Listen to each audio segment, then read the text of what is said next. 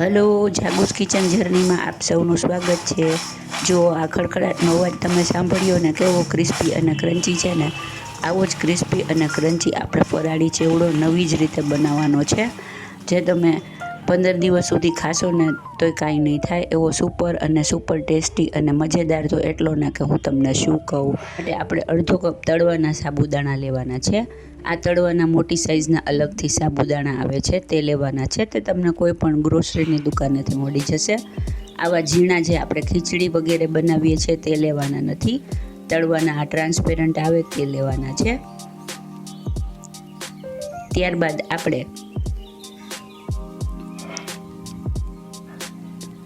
પા કપ કાજુ, પા cup બદામની slice લેશું અને અડધો કપ સિંગદાણા લેશું, અડધો કપ મખાના લેશું અને અડધો કપ બટેટાની છીણ લેશું। આ મેં સૂકી આપણે બટેટાની છીણ બનાવીએ છીએ અને તે લીધેલી છે।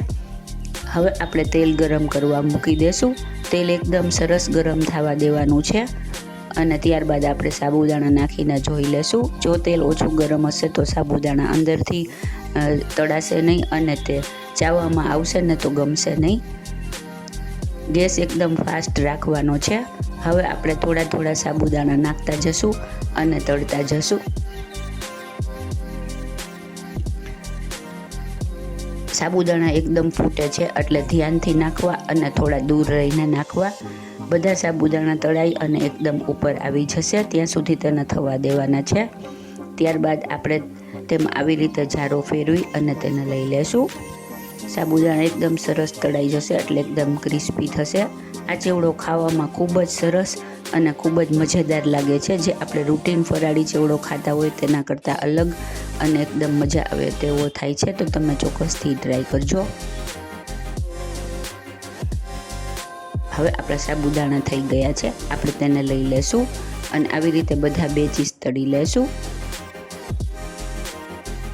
બધી વસ્તુ 1 બાય 1 આવી રીતે તળી લેવાની છે। સાબુદાણા તળ્યા બાદ આપણે બટેટાની કાતરીને તળી લેશું। ફ્રેન્ડ્સ, જો તમે મારી ચેનલ પર નવા હો તો મારી ચેનલને સબસ્ક્રાઈબ જરૂરથી કરજો અને બાજુમાં રહેલ ઘંટડી દબાવી દેજો, જેથી મારી નવી રેસીપીનું નોટિફિકેશન સૌથી પહેલાં તમને મળે। અને મારી રેસીપી તમને કેવી લાગી છે તે કોમેન્ટ બોક્સમાં જરૂરથી જણાવજો અને મારી રેસીપીને વધુમાં વધુ શેર કરી મને સપોર્ટ કરજો, કેમ કે તમારા સપોર્ટની મને ખૂબ જ જરૂર છે। હવે આપણે બટેટાની કાતરીને આવી રીતે તળી લેશું। બધા થોડું ફાસ્ટ ગેસે તળવાનું છે, એકદમ ઝડપથી અને એકદમ સરસ તળાઈ જશે। ત્યારબાદ આપણે સિંગદાણા તળી લેશું।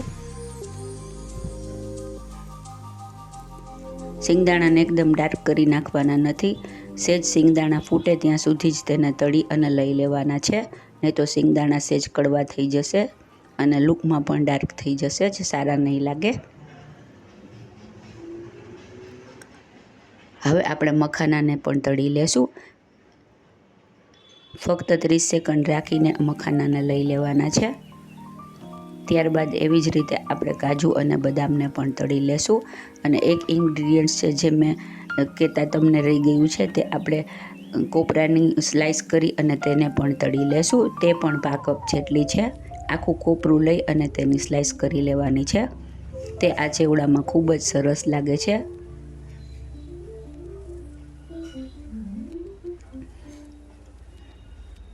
કાજુ બદામ તળાઈ જાય ફટાફટ લઈ લેવાના છે।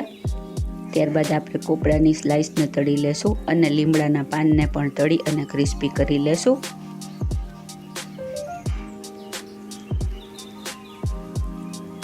ફ્રેન્ડ્સ, આ તમે ફરાળમાં નહીં અને એમનેમ બનાવી અને ખાધું હોય તો પણ ખૂબ જ સરસ લાગે છે। આમાંથી કોઈ પણ એકાદું ઇન્ગ્રીડિયન્ટ્સ ના હોય તો પણ ચાલે, તો તમે તેને સ્કીપ કરી શકો છો। હવે આપણે ગેસ બંધ કરી અને મીઠા લીમડાના પાનને પણ આવી રીતે ક્રિસ્પી કરી લેશું। આપણી બધી જ વસ્તુ તળાઈ અને રેડી થઈ ગઈ છે। હવે આપણે બધું ફક્ત મિક્સ જ કરવાનું છે, તેને આપણે સરસ રીતે બધું મિક્સ કરી લેશું। જુઓ સાબુદાણા કેટલા ક્રિસ્પી અને સરસ થયા છે ને, એકદમ ગરમ તેલમાં તળવાના છે, જેથી આપણા સાબુદાણા સરસ ક્રિસ્પી થશે અને ખાવાની ખૂબ જ મજા આવશે। હવે આપણે તેમાં બટેટાની કાતરી એડ કરીશું, ત્યારબાદ સિંગદાણા એડ કરીશું અને પછી બધા ડ્રાય ફ્રૂટ્સ એડ કરીશું।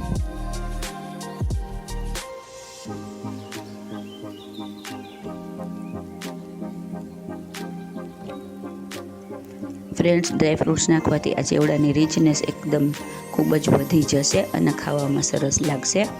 ત્યારબાદ આપણે કોપરાની સ્લાઈસ નાખીશું. હવે મીઠા લીમડાના પાન એડ કરીશું. બધું બરાબર મિક્સ કરી લેશું. ત્યારબાદ તેમાં સ્વાદ મુજબ મીઠું એડ કરીશું.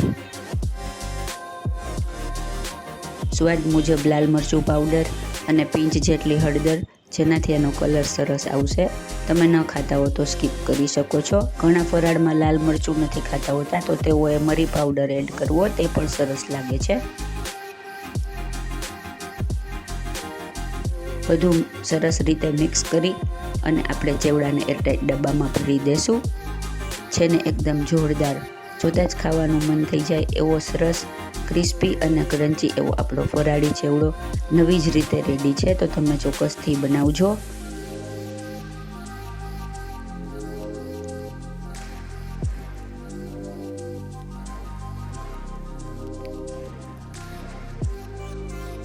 સરસ રીતે આપણે બધું મિક્સ કરી દેશું. હાથેથી આવી રીતે મિક્સ કરી દેવું, જેથી બધું મીઠું મરચું બધું ઇવનલી સરસ બધામાં મિક્સ થઈ જાય. હવે આપણે તેને એક સર્વિંગ બાઉલમાં લઈ લેશું.